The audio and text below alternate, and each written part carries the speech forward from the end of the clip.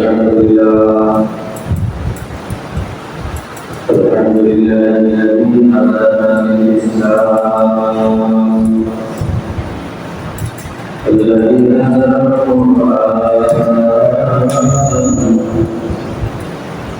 هدى للناس وبينات من الهدى والفرقان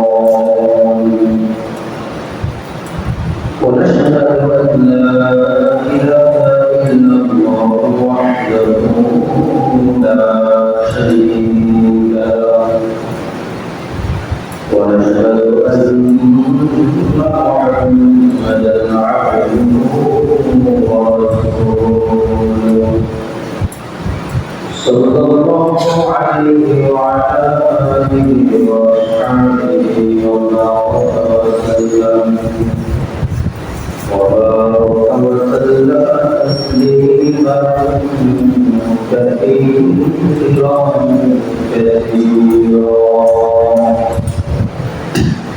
أما بعد فأعوذ بالله من الشيطان الرجيم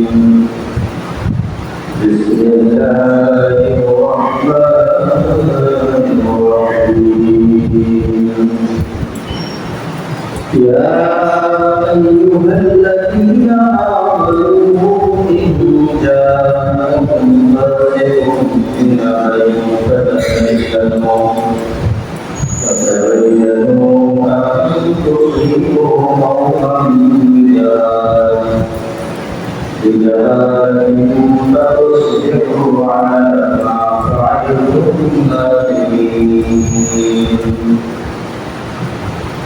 وقال النبي صلى الله عليه وسلم إياكم والكذب فإن الكذب يأتي الفجور وإن الفجور يأتي إلى النار إن الله وملائكته يصلون على النبي يا أيها الذين آمنوا صلوا عليه وسلموا تسليما.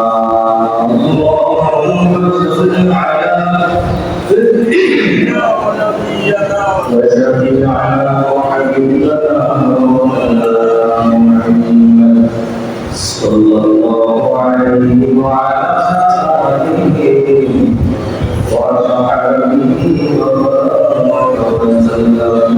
اللهم صل على سيدنا ونبينا وشفيعنا وحبيبنا ومولانا محمد صلى الله عليه وعلى آله وأصحابه وبارك وسلم.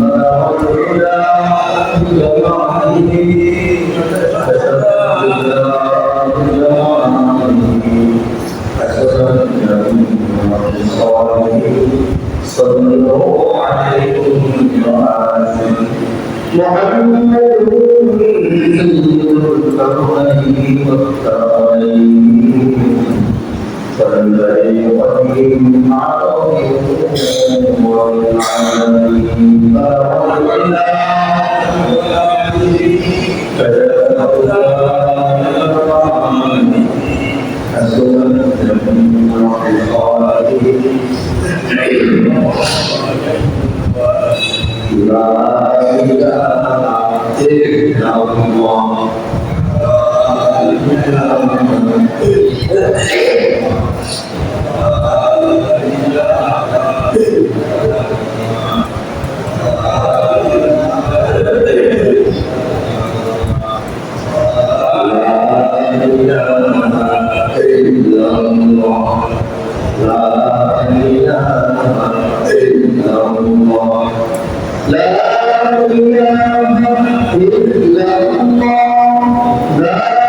إله إلا الله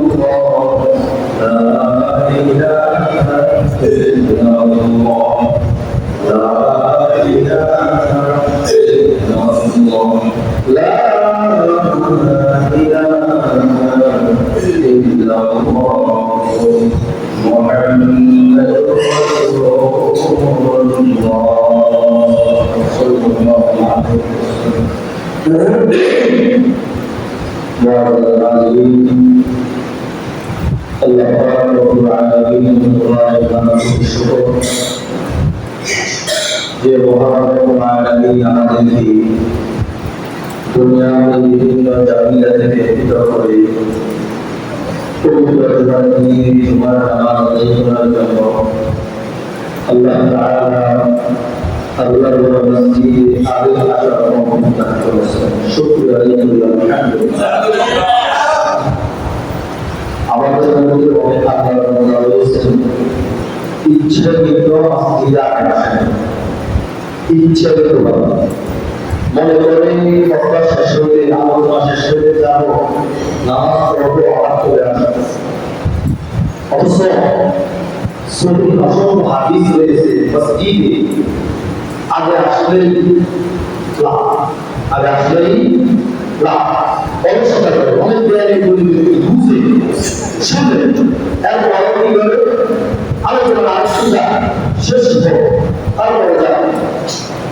এই যে দেখেন হাদিসের মধ্যে আসছে আগে আসে এসে যদি চুপচাপ থাকে আমল নামায় ফেরেশতা দেখতে থাকে। সুবহানাল্লাহ। আর যদি আমল করে তখন তার আমল নামায় দেখি দেখা হবে। সুবহানাল্লাহ। এজন্য অলসতার জন্য আমরা নেকের কাজ থেকে বিরত থাকবো। আল্লাহ তাআলা আমাদেরকে সুযোগ দিয়েছে, আমরা সুযোগ হাসিল করতে পারি না, সুযোগ গ্রহণ করতে পারি না। আমল নামার মধ্যে রয়েছে আল্লাহ তাআলা দান করবেন কিয়ামতের ময়দানে। দেখা গেল কেউ অনেক আমল করেও আমল নামার কম হবে, আবার কেউ আমল করেছেন কম কিন্তু চুপ ছিলেন, কেউ ছিলেন মসজিদে সফরে আগে এসেছেন চিন্তা করেছেন আল্লাহ তাআলার ঘর মসজিদ আগে থাকবে চুপচাপ বসে থাকবে, আল্লাহ তাআলা আমাদের আমল নামা করতে দেখতে পাবেন না। সুবহানাল্লাহ। দুনিয়ার জমিনের মধ্যে আল্লাহ রাব্বুল আলামিন যত মানুষ সৃষ্টি করেছেন মানুষকে আল্লাহ তাআলা জবাব দিয়েছেন কথা বলার জন্য। মানুষকে আল্লাহ তাআলা কি দিয়েছেন? জবাব দিয়েছেন কথা বলার জন্য। অসংখ্য প্রাণী জমিনে রয়েছে, প্রত্যেক প্রাণী কিন্তু আমাদের মধ্যে কথা বলতে পারে না, পারেনি। আমরা মানুষ যেটাকে কথা বলতে পারি, প্রাণীরা কথা বলে, প্রাণীদের কথা আমরা বুঝি না। এমন কোনো প্রাণী নাই এই প্রাণীকে আল্লাহ তাআলা জবাব দেন নাই। প্রত্যেক প্রাণী জমিনের মধ্যে থেকে আল্লাহ তাআলা তাসবিহ করতে থাকেন। সুবহানাল্লাহ। মানুষকে আল্লাহ রাব্বুল আলামিন কথা বলার শক্তি দান করেছেন। এই কথার মধ্যে মানুষের সীমাবদ্ধতা রয়েছে, মানুষের অপরাধ রয়েছে, মানুষের পাপাচারী রয়েছে, যার কারণে কথা বলার মধ্যে মাপকাঠি রয়েছে। সুবহানাল্লাহ। কথা বলার মধ্যে কি রয়েছে?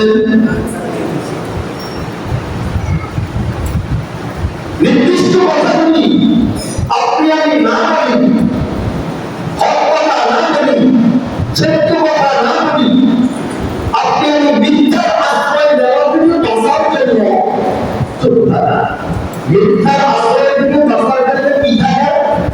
চুপ থাকা। কারণ আপনি যে কথা বলতেছেন, আপনি যে কি বলতেছেন? কথা বলতেছেন, আপনার প্রত্যেকটা কথা হিকমত করে বলতেছেন। চাই আপনি ভালো কথা বলুন, চাই আপনি খারাপ কথা বলুন, আপনি যে কোনো কথাই মুখে উচ্চারণ করেন না কেন, একটা ফেরেশতা আল্লাহ তাআলা আপনার সাথে নিয়োজিত করে দিয়েছেন। কুরআন কারীমের মধ্যে আল্লাহ রাব্বুল আলামিন বলেন, মা ইয়ালফিযু মিন কাওলিন ইল্লা লাদাইহি রাকীবুন আতীদ। প্রত্যেক ব্যক্তির ভাষায় কোন ফেরেশতা নিয়োজিত করা হয়েছে, সে যেটাই বলুক না কেন ওই ফেরেশতা সাথে সাথে লিখে দেবে। এজন্য কথা বলতে মাপকাঠি রাখতে হবে, কথা বলার মধ্যে যাচাই করতে হবে, কথা বলার মধ্যে সত্য উপায় থাকতে হবে। যেগুলো কথাই আপনি মনে করলেন যাচাই বাছাই করবেন না, একজনের অপরাধ আপনি দিয়ে দিলেন,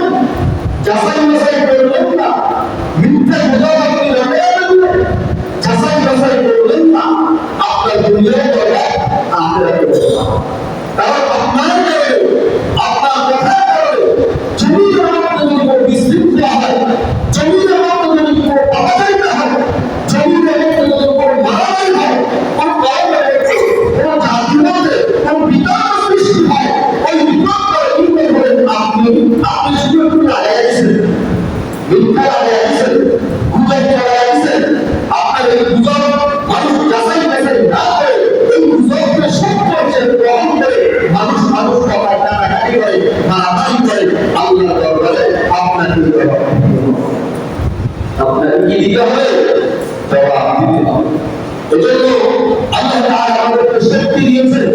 এই শক্তি, কথার শক্তির মধ্যে আমরা যে শক্তি পেয়েছি, এই কথাগুলোর মধ্যে মাত্রায় রাখা চাই, কথাগুলোর মধ্যে সত্য রাখতে চাই, কথাগুলোর মধ্যে মিথ্যা থেকে বাঁচতে চাই। যদি যাচাই বাছাই না করে, সত্য মিথ্যা যাচাই বাছাই না করে যদি আমরা কথা বলি, তাহলে এই কথার কারণে মিথ্যার আশ্রয় যদি হয়ে যায়, মিথ্যার আশ্রয় যদি নিয়ে ফেলি, কিয়ামতের ময়দানে আল্লাহর দরবারে জবাব দিতে হবে। আমার মিথ্যার কারণে যেই কথা বলিয়ে দেওয়া হয়, যেই কথার মধ্যে বিশৃঙ্খলা সৃষ্টি হয়, এমন কথা আমাদেরকে মুক্ত করার জন্য, বিরোধ করার জন্য বলেছেন কে? আল্লাহ বলেছেন, ওয়াইদিনাতু আশাদু মিনাল কতল।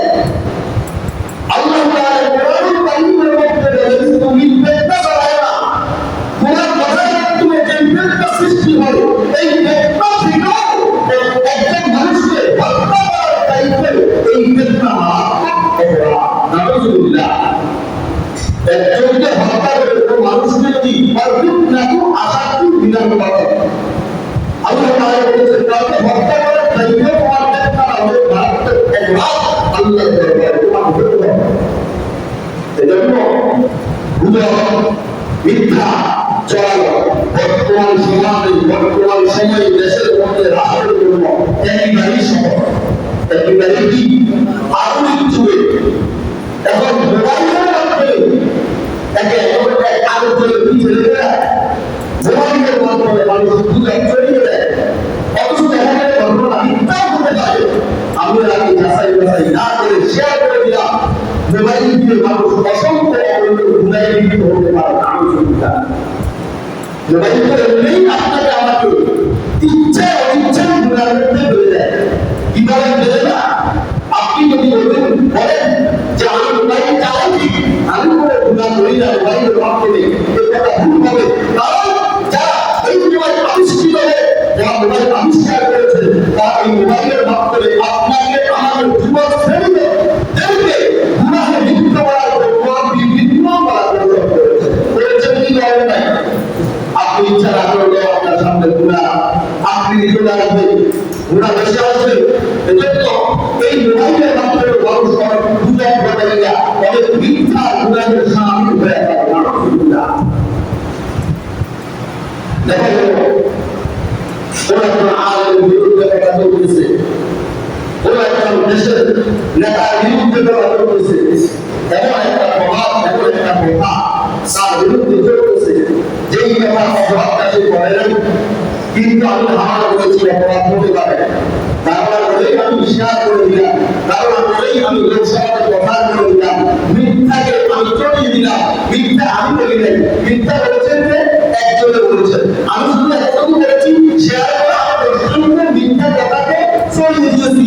কিয়ামতের ময়দানে ওই মিথ্যা কথাই না করে আমাকে শেয়ার করার কারণে, আমার মাধ্যমে অন্যের কাছে মিথ্যা কথা ছড়িয়ে দেওয়ার কারণে আল্লাহ দরবারে মিথ্যা অন্যায়ের শামিলের কারণে হাজির হতে হবে। নাউযুবিল্লাহ। এজন্য কোরআনুল কারীমের মধ্যে আল্লাহ রাব্বুল আলামিন আলোচনা করেছেন, ইয়া আইয়ুহাল্লাযীনা আমানু ইন জাআকুম ফাসিকুন বিনাবাইন ফাতাবাyyanu আন তুসিবু কওমান বিজাহালাতিন ফাtusbihu আলা মা ফাআলতুম নাদিমিন। আল্লাহ রাব্বুল আলামিন দুনিয়ার জমিনে নামদারকে রব্বুল জান্নাতের বিশ্বাস করুন। ইয়া আইয়ুহাল্লাযীনা আমানু, হে ঈমানদারগণ, ইন জাআকুম ফাসিকুন বিনাবাইন, যখন তোমাদের কাছে সত্য লাগে বলে বাবা কথা বলে নিয়ে আসা হয়,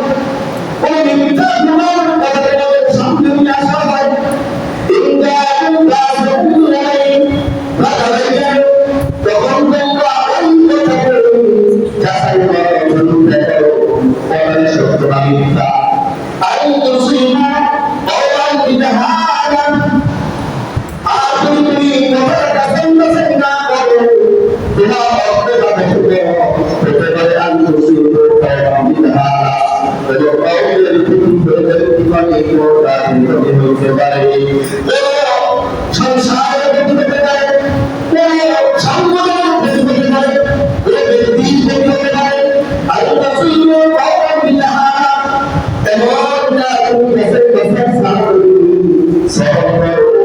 সরিয়ে দেওয়ার চেষ্টা করো তোমার এই মেসেজ দেওয়ার মাধ্যমে মেসেজ সরিয়ে দেওয়ার কারণে হতে পারে জাতি ক্ষতি হবে কোনো সম্প্রদায় ক্ষতি হবে আই তুসিবু বিজাহালা ফাতুসবিরু আলা মা ফাআলনা তোমার এই কথার কারণে তুমি একটা সময় লজ্জিত হতে হবে লজ্জিত হতে পারো তুমি করতে পারো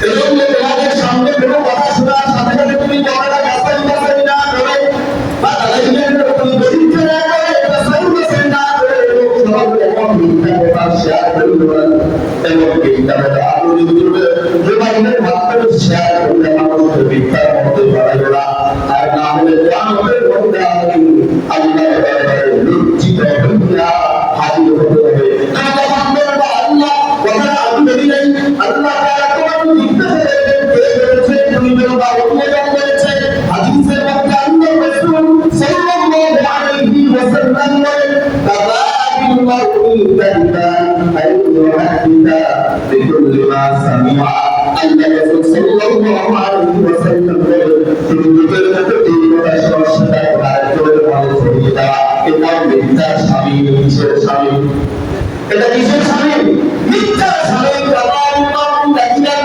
আইয়ুহাদিদা বিকুল্লি মা সামিআ এই কথা শুনবা ওই কথা তুমি বলবা আর তুমি ভালো করবা এটাই সত্য এটা তোমার জন্য মিথ্যার স্বামী হয়ে যাবে মিথ্যার হওয়ার জন্য আল্লাহর কথা বলতে পারতে প্রতিষ্ঠিত হয়ে যাবে এগুলো বলে নাউজুবিল্লাহ এজন্য সত্য মার্গের উপরে থাকা মিথ্যার আশ্রয় নিয়ে কোনো জাতির ক্ষতি না করা কোনো গোত্রের ক্ষতি না করা কোনো কওমের ক্ষতি না করা আমি তো সীমা কওমান বিজাহালা আল্লাহ তাআলা বলেছেন তোমার এই কথার কারণে তোমার একটা শেয়ারের কারণে কোনো কওমের ক্ষতি হতে পারে কোনো জাতির ক্ষতি হতে পারে কোনো সাম্রাজ্যের ক্ষতি হতে পারে কোনো ব্যক্তির ক্ষতি হতে পারে কোনো পরিবারের ক্ষতি হতে পারে তবে তুমি যাচাই ছাড়া কথাটা বলতে যাইও না তাহলে তুমি ক্ষতির মধ্যে পড়ে যাইবা নাউজুবিল্লাহ হাদিসে আল্লাহ নবী সাল্লাল্লাহু আলাইহি ওয়াসাল্লাম বলেন ইয়াকুম ওয়াসন্না ফাইন্না জান্নাত দারুল আজিজ ইয়াকুম বিল্লাহ ফাইন্না কুল্লা আজিজের রাসূল মিথ্যা কথা বলবেন না মিথ্যা আশ্রয় না আপনাদের মিথ্যা বললে তুমি কাছে যাও তুমি নিজেও যা তারে বলি বলি না ইয়াকুম বিল্লাহ ফাইন্না কুল্লা আজিজের রাসূল কারণ এই মিথ্যা কথা বলে তারা ভিতরে দিয়ে যাবে গুনাহের দিকে নিয়ে যাবে ওয়া ইন্নাল ফুজুরা ইয়াহদি ইলা আর এই কথা তোমাকে জাহান্নামে নিয়ে যাবে নাউজুবিল্লাহ ষষ্ঠ হিজরিতে যুদ্ধের ময়দান থেকে ফেরার সময় উম্মুল মুমিনিন আম্মা আয়েশা সিদ্দিকা রাদিয়াল্লাহু তাআলা আনহা যখন জিহাদ থেকে ফেরার পথে তারা ফেরার গলার হারটা চুরি করে নেয় হারটা হারিয়ে নেয় গলার হার যখন হারিয়ে গেল তখন তিনি কাফেলা থেকে তারা হারটা তালাশ করার জন্য বের হয়ে গেলেন ওদিকে কাফেলা লোকজন মনে করছিলেন তিনি তাদের চলে গেছিলেন তারা তাকে মদিনা থেকে চলে গেল কোথায় চলে গেল মদিনা থেকে কাফেলা লোকজন চলে গেল যখন কাফেলা লোকজন মদিনা চলে গেল আমরা আয়েশা রাদিয়াল্লাহু তাআলা আনহা তারা একজন সাহাবী যখন দেখলেন তিনি কাপড়ের মধ্যে রাউন্ড করে মদিনায় পৌঁছে যান কোথায় পৌঁছে যান মদিনা মধ্যে যখন তাকে পৌঁছে দেওয়া হলো মদিনা মধ্যে একজন সরদার ছিল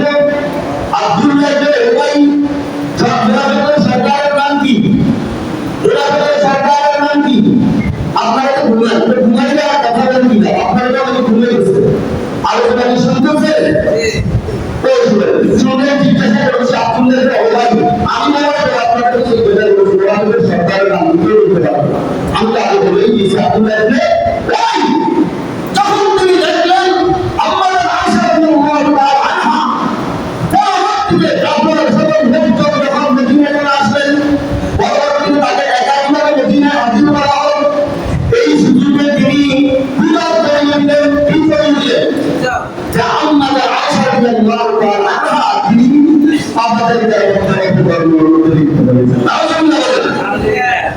যখন বুঝাচ্ছিলেন লোক সমাজের মধ্যে বিশ্বাস করার মানুষ ছিলেন তিনি যখন ছিলেন ওই দিকে সাধারণ মুসলমান যারা ছিল তারা কথার মধ্যে মঙ্গল সরকারের মুখে বলতে লাগলো আল্লাহ নবী শ্রী আমাদের আয়েশা রাদিয়াল্লাহু তাআলা তাকে আপদের ঈশ্বরের নাউযুবিল্লাহ এখন তিনি কি বললেন তাকে নিয়ে বিশ্বাস করার তিনি কেন এমন অপরাধ করেন নাই অতীতে আল্লাহ তাআলা রাসূলুল্লাহ সাল্লাল্লাহু আলাইহি ওয়াসাল্লাম এই বিষয়টা নবী নারাজের মধ্যে ছড়িয়ে যায় তখন তিনি নিজের পেরেশান থাকেন নিজের চিন্তার মধ্যে পড়লেন আল্লাহ তাআলা পক্ষ থেকে কোনো সমাধান ওই ভিড় ফয়সালা হয় না কিভাবে অসংখ্য মানুষের কাছে পৌঁছে দিবে তিনি চিন্তার মধ্যে পড়লেন মাত্র আমাদের আয়েশা রাদিয়াল্লাহু তাআলা কান্না করতেছিলেন মদিনার মধ্যে নিরিবিলি একা একা চিন্তা করতেছিলেন আল্লাহর ব্যাপারে কান্না করলেন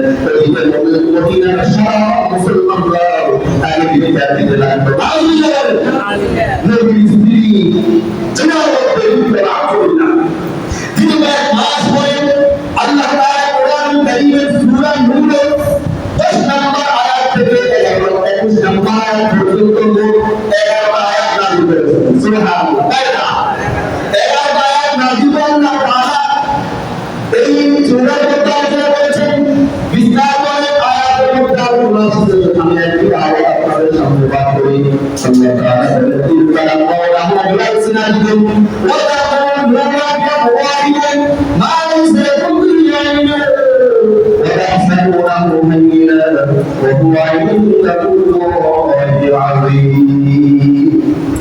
আল্লাহ রাব্বুল আলামিন বলেন তিলকা কওলাহু বিআলসিনাতিকুম যখন তোমাদের মাঝে কথা চলছিল তোমরা উপরে ছিল এগুলো তোমাদের কানে এসে পৌঁছেছিলেন ওয়া তাকুলুনা বিআফওয়াহিকুম তোমরা তা মুখে বলেছিলে আল্লাহ তাকুলুনা বিআফওয়াহিকুম মা লাইসা লাকুম বিহি ইলম যেই কথাটা তোমরা মুখে বলেছিলে কথাটা সত্যিকার জ্ঞান তোমাদের মধ্যে ছিল না তোমাদের মধ্যে তার কি সত্য ছিল না তারপর তোমরা মুখে বলেছিলে ওয়া তাকুলুনা বিআফওয়াহিকুম মা লাইসা লাকুম বিহি ইলম কাহার মধ্যে জ্ঞান ছিল না কথাটা সত্য না মিথ্যা কিন্তু তোমরা বলেছিলে ওয়া তাকুলুনা হায়্যিনান অথচ তোমরা যা করেছো ওয়া তাকুলুনা হায়্যিনান তোমরা যা স্বাভাবিক মনে করছিলে মুখে মুখে দুটো কথাই তোমরা একে অপরের কাছে দূর হয়েছো আর তোমরা মনে করেছিলে এটা সাধারণ একটা বিষয় আল্লাহ তাআলা বলেন মা লাইসা লাকুম বিহি ইলম ওয়া তাকুলুনা হায়্যিনান তোমরা সাধারণ মনে করেছিলে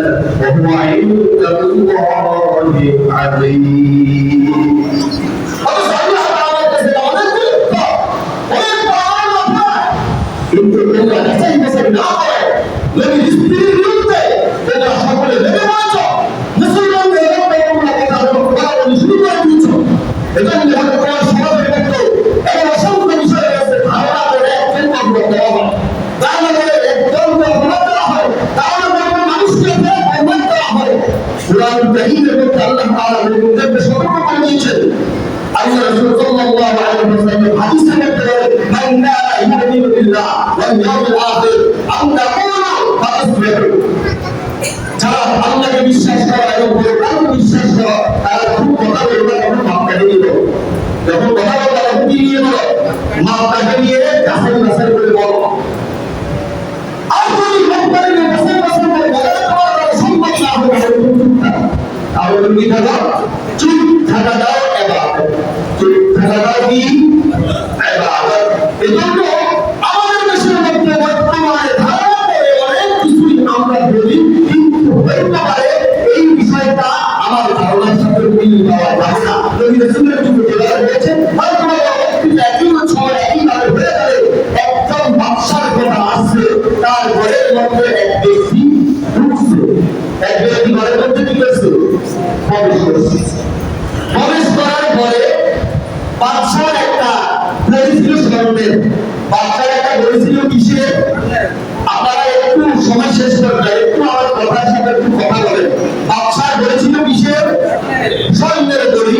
এক ব্যক্তি বাদশার খান্দার মধ্যে প্রবেশ করছে।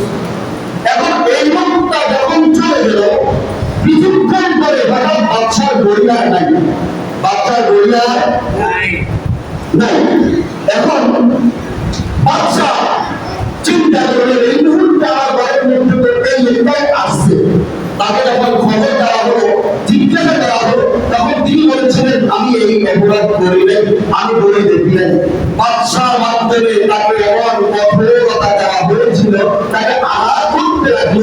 এক পর্যায়ে তিনি বলেছেন আমাকে তোমরা মেরে ফেলতে পারো, যে অপরাধটা আমি করি নাই তোমরা সেই অপরাধের অপরাধ আমাকে দিয়ে পুরো হবে না। যদি তোমরা আমাকে আক্রমণ করতে করতে মেরেই দাও, তারপরে আমি মিথ্যা কেন বলবো? আমি তো দেখি নাই, আমি তো দেখি নাই। এক পর্যায়ে আঘাত করতে করতে করতে করতে তাকে হত্যা করেছে। আর কি করেছে? হত্যা করার পরে বিচার শেষ, গরিব আর পাওয়া যায় নাই। এখন কিসে এক পর্যায়ে যখন আর কি হয়, কি পাওয়া যায়? লোকটাকে হত্যা করা হয়েছিল, এখন আর গরিব নাই, লোকটাও নাই। দেখেন বাদশা যখন তার ঘরের মধ্যে প্রবেশ করেছেন, প্রবেশ করার পরে বাদশা কিছু খাবেন ঘরের মধ্যে প্রবেশ করেনি। তারা বলেছিল বাদশা লোকটাকে করতে করতে হত্যা করা হয়েছিল, কিন্তু লোকটা বলছিল সে নেই না, যদি সে সত্যিকারে তার মৃত্যু হয়েছে তাকে ব্যবহার সে করতে পারবে না।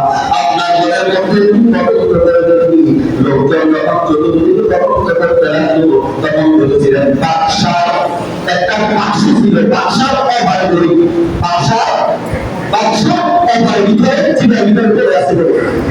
আসল কথাটা হলো কি, বাদশা বাইরে হবেন কবে যেটা তার বের হয় ওইটা বাদশা থেকে নিয়ে উপরে রাখছে, কোথায় রাখছে?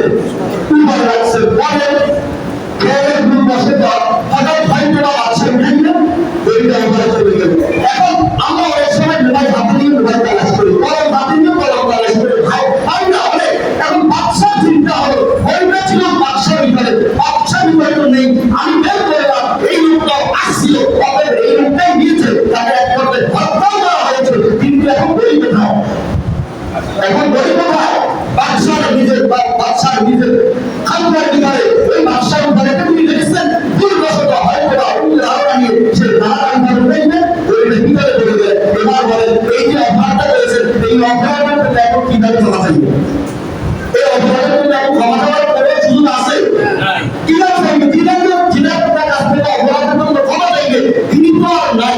এটাও আমাদের দেশের মধ্যে দেখেন বাচ্চা চিন্তা করেছেন এই মুহূর্তে যেহেতু বইটা আমি বের করেছি, এই লোকটা ছাড়া কেউ আমার ঘরের মধ্যে প্রবেশ করে নাই, অপরের বইটা সে নিজেই গিয়েছে, অথচ দেখা গেল পূর্বশিত কারণে বইটা বাচ্চার ভিতরে লুকিয়েছিল। কিন্তু পরবর্তীতে পাওয়ার পরে এখন ক্ষমা চাওয়ার কোনো সুযোগ নাই। নতুনভাবে বর্তমান যুগে এমন কিছু ধারা আমরা করি, একজন কথা দেওয়ার চেষ্টা করি, একজন আওয়ামের বিরুদ্ধে কথা বলার চেষ্টা করি, হয়তো বা আমি মনে করেছিলাম বাদশা মনে করেছিল এই মুহূর্তে আর কেউ আমার ঘরে আসে নাই, এই মুহূর্তে বলে হারিয়ে যাওয়ার কারণে লোকটাই নিয়েছে, হয়তো বা আমি চিন্তা করলাম এই মুহূর্তে এই সিদ্ধান্তটা মনে হয় তিনি তো ভুল করেছেন, মনে হয় তিনি ওইরকম বিপক্ষ থেকে টাকা নিয়েছেন, টাকায় বিকৃত হয়েছে। আমি ধারণা করে নিজেও চিন্তা করলাম, মানুষের মাঝে ধারণা করে বলেছিলাম এমন একটা সময় হয়তো বা আমার জীবনে পরিষ্কার হবে, আমার কথাটা আমার ধারণাটা সত্য ছিল না। এখন আমি যে ক্ষমা চাওয়ার জন্য হয়তো আর কিছুটাও সুযোগ হবে না।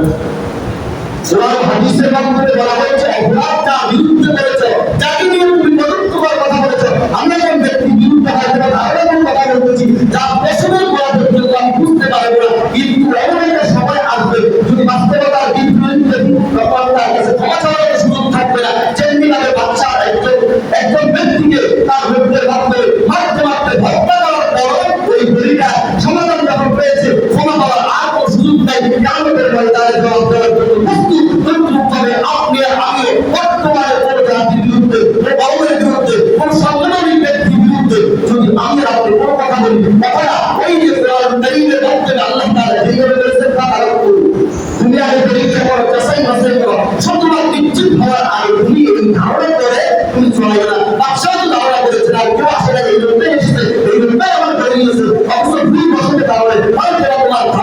জড়িত হবে তখন তুমি ক্ষমা চাওয়ার সুযোগ পাইবা। আল্লাহ তাআলা এই ধরনের মিথ্যা অপবাদ, মিথ্যা গুজব থেকে আল্লাহ তাআলা এই জাতিকে আমাদেরকে হেফাজত করেন। সকলে বলুন আমিন। আমাদের মধ্যে অনেক সময় আল্লাহ ওয়াদাদের রুহানি বক্তব্য আমরা অনেক সময় পড়ে যাই। ছোট্ট সর্বশেষ সামান্য একটি কথা বলে এমন কথা আমাদের মাঝে অনেক সময় আমরা বিশ্বাসও করি না। আগে এমন আল্লাহর বান্দা বান্দীরা আল্লাহ ওয়ালা জমিনের মধ্যে বসবাস করে গিয়েছেন, তাদের সাথে কথার মাধ্যমে কাজের মাধ্যমে হালকা একটু আলোচনা হয়ে গেছে, সাথে সাথে তার এসব শুরু। আমাদের দেশের মধ্যে আমাদের একেবারে নিরক্ষম আল্লাহ নূর হতে তাদের রংপুরের বয়সুর ছোটদের আমাদের মাহফিল, ওখানে 3 দিনের জন্য মাহফিল হয়। তো মাহফিলের মধ্যে একজন ব্যক্তি আসছে, এসে উদ্ধার জন্য যখন পুকুরে আসছে বড় একটা মাছ, একটা মাছ পুকুরের মধ্যে সে পায়, সে পুকুরে চুরি করে মাছটা নিয়ে যায়, বাড়িতে যায়, নিজেও খেয়েছে, তার সন্তানাদি পরিবারের সবাইকে খাওয়াইছে। এমন পরিস্থিতি হয়েছে ঘরের সবার খাইয়ে শুরু হয়ে গেছে, এবং মারাত্মক অবস্থা শুরু হয়ে গেছে, মাছ দিয়ে গেছে। কয়েক বছরের খবর, কিন্তু কথাটা বাস্তব। এখন দেখে মাঝে হাসপাতালের ডাক্তারেরা চিকিৎসা করে কোনো রকমের তাকে করতে পারে না। পরবর্তীতে লোকটার দিনের মধ্যে এমন বিশ্বাস আসছিল, এরা আমি যে একটা কাজ করেছি, একটা মাছ এনেছিলাম পুকুরের পুকুর থেকে, এই মাছটাই হয়তো আমাদের এই ক্ষতির খাওয়া। পুকুরের কাছে গেলে দেখেন কোনো রাসূলুল্লাহ গায়েব জানেন না, কোনো আল্লাহ ওয়ালা গায়েব জানেন না। আল্লাহ তাআলা যুগে আল্লাহ ওয়ালাদেরকে ফেরেশতার মাধ্যমে বলে জানিয়ে দেন। সুবহানাল্লাহ। হুজুরের কাছে যখন আসছে, কিন্তু তিনি এখনো বলেন না কি অপরাধ তিনি করেছেন। হুজুর আগেবারে বলেছিল, দেখো আমার এখানে বছরে 3 দিনের জন্য মাহফিল এবং হালকায় জিকির হয়। যখন হালকায় জিকির চলছিল তখন মাছগুলো জিকিরের সামনে হয়ে সুবহানাল্লাহ ইনারে চলে আসছে, এমন সুযোগ তুমি মাছটাকে নিয়ে গেলা, এই জন্য আল্লাহ তাআলা তোমাকে আর শান্তি দেয় নাই। অতএব জীবনে আর কখনো এমন অপরাধ করবা না যে অপরাধের কারণে তুমি নিজেই শিক্ষা পেয়ে যাও। সামান্য একটু পানি পড়া দিয়েছে, ডাক্তার যেখানে করতে পারে না সেখানে পানি পড়া আল্লাহ তাআলা সুস্থতা দান করেছেন। সুবহানাল্লাহ। এজন্য এটি এবং কোন মানুষের সাথে বেয়াদবি করার আগে, কোন মানুষের বিরুদ্ধে কথা বলার আগে নিজের শতবার কোরআন হাদিসের আলোকে শতবার দিচ্ছি এবং গ্যারান্টি হওয়ার আগে তাহলে সবাই বলো, পৃথিবীর মধ্যে সবাই বলো, আমি বলবো না। আমাকে যদিও বুঝিয়ে দেওয়া হয় এই মুহূর্তে এটা সিদ্ধান্তে মালিক হয়ে বিকৃত হওয়া, এই মুহূর্তে এটাই হলো তার অপরাধ। কিন্তু ওই বাদশাহ ঘটনার সাথে আমি একটু চিন্তা করবো, হত্যা করে দিলাম, অপরাধ করে দিলাম, পরবর্তীতে যদি আমি ক্ষমার সুযোগ না হয়, আমার দারুণার সাথে কথা ভিন্ন না হয়। এজন্য আল্লাহ তাআলা সব ধরনের গুনাহ থেকে, সব ধরনের মিথ্যা অপরাধ থেকে আমাদের সবাইকে হেফাজত করেন। সকলে বলুন আমিন। আল্লাহ রাসূল বলেছেন, তুমি সত্য এবং মিথ্যার মধ্যে যাচাই বাছাই করে যদি তুমি বলার সাহসিকতা তোমার মধ্যে না থাকে, তাহলে তুমি চুপ থাকো, চুপ থাকো, ইবাদত, চুপ থাকো, ইবাদত। অতএব চুপ থাকা আমাদের দেশের মধ্যে, আমাদের বর্তমান সমাজের মধ্যে যারা চুপ থাকে, আমরা তাদেরকে আন্তরিক ভাষায় দেখাচ্ছি বলে থাকি, কিন্তু অবশ্য হতে পারে সেই আল্লাহ তাআলার কাছে প্রিয় হন না, কারণ আল্লাহ রাসূল বলেছেন চুপ থাকা। এজন্য যাচাই বাছাই করে সত্যবাদীদের উপরে থাকার চেষ্টা করবো। দুজনের মধ্যে কোনো মানুষকে বিভক্ত করতে যেন আমার দ্বারা না হয়। আল্লাহ তাআলা আমাদের সবাইকে হেফাজত করেন। সকল বলুন আমিন। হাদা ওয়া আলাইহি ওয়া সাল্লাম।